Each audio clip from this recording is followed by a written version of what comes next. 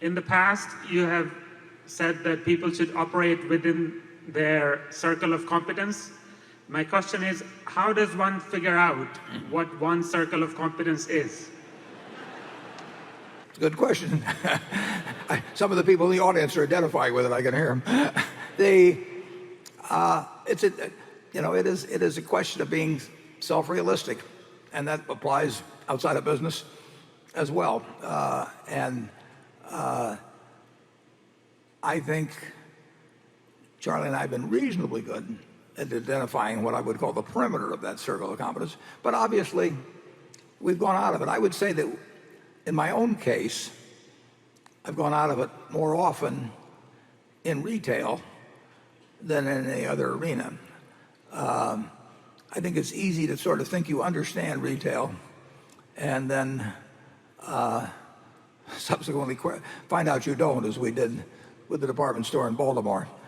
You can say I was outside of my circle of competence when I bought Berkshire Hathaway, although I bought it really to resell as a stock originally. I probably was out of my circle of competence when I decided that I should go in and buy control of the company. That was a dumb decision, which worked out. Being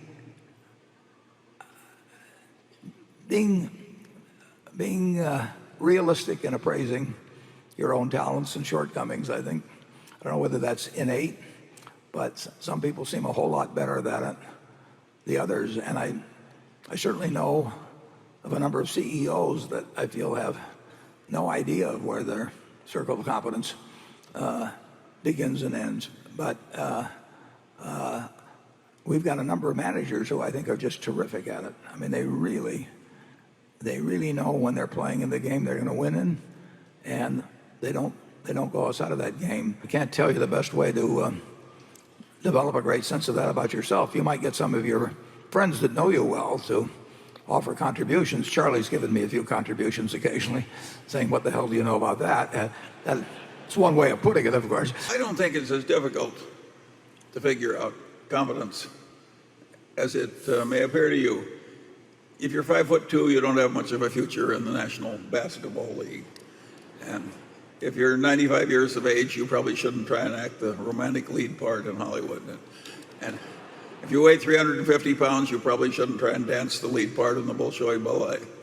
And if you can hardly count cards at all, you probably shouldn't try and win chess tournaments playing blindfolded, and so on and so on. You're ruling out everything I want to do.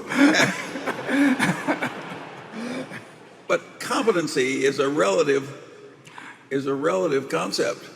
And what a lot of us need, including the one speaking, is what I needed to get ahead was to compete against idiots. And luckily,